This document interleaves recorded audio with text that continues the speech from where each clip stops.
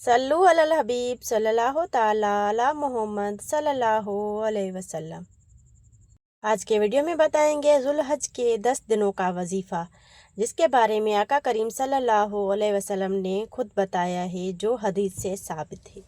अल्लाह अकबर। अल्हम्दुलिल्लाह का वजीफ़ा बताने से पहले अल्हम्दुलिल्लाह और अल्लाह अकबर की फजीलत बयान करेंगे। अल्लाह अकबर ये लफ्ज़ हम तब बोलते हैं जब हमें ये एतराफ़ करना हो कि कायनात की हर ताकत, हर मुश्किल, हर कामयाबी से बड़ी ज़ात सिर्फ़ अल्लाह की है। आज़ान हो या नमाज, हर जगह ऐसी बड़ाई का ज़िक्र होता है। अल्हम्दुलिल्लाह, तमाम तारीफ़ें और शुक्र अल्लाह ही के लिए है। ये शुक्रगुज़ारी का कलमा है।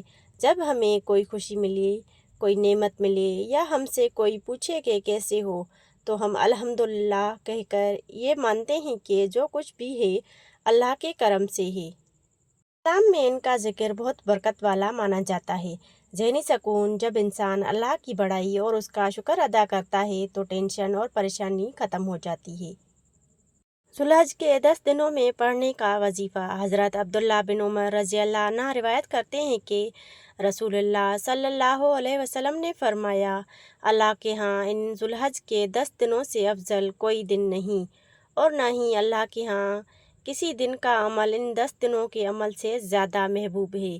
तुम इन 10 दिनों में कसरत से ला इलाहा इल्लल्लाहु, अल्लाहु अकबर और अल्हम्दुलिल्लाह का ज़िक्र किया करो, और ये बात हदीस से साबित है। वीडियो को सदका जारिया समझकर शेयर करें उन लोगों को जो इन 10 दिनों में मुख्तलिफ़ वज़ाइफ और दुआएं तलाश करते रहते हैं। बहुत सारे लोगों को इस दुआ का, इस वजीफ़े का इल्म नहीं जो आका करीम सल्लल्लाहु अलैहि वसल्लम ने खुद बताई है। इसके सवाब आपको भी मिलेगा, हमें भी मिलेगा, और पढ़ने वालों को तो यकीनन मिलेगा। वीडियो देखने का शुक्रिया। दोबारा हाज़िर होंगे नेक्स्ट वीडियो में। दीजिए इजाज़त। अल्लाह हाफ़िज़।